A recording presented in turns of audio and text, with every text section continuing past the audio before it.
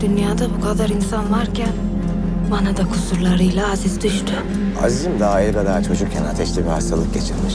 O yoklukta ailesi onu ölmekten ancak kurtarabilmiş. Adam Notre Dame'ın kamburuna benziyor. Çok konuşmayın gari.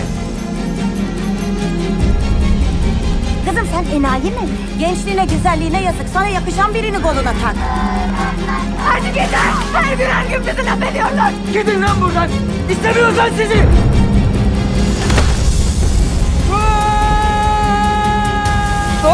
Korkmazlar! Kusurlu olan sen değilsin ki. Kusurlu olan hayat. Kusurlu olan insanlar. Yarın öbür gün kocanın başına bir şey gelse onu bırakıp başkasını alacak mısın?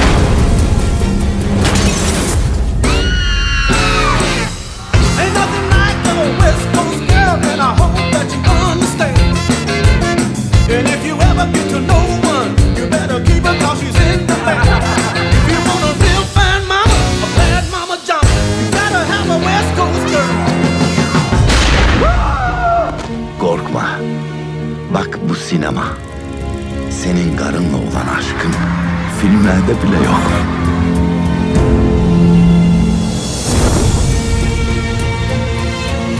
Sevmek zahmetli iş.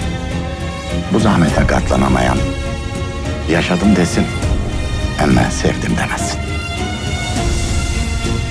Umudunu kaybetmeden, karın için, kendin için, hayatta kalmak için.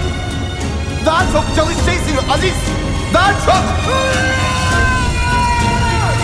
Hayat kısa. Affet, yardım et, şükret. Sev, gülümse, mutlu ol.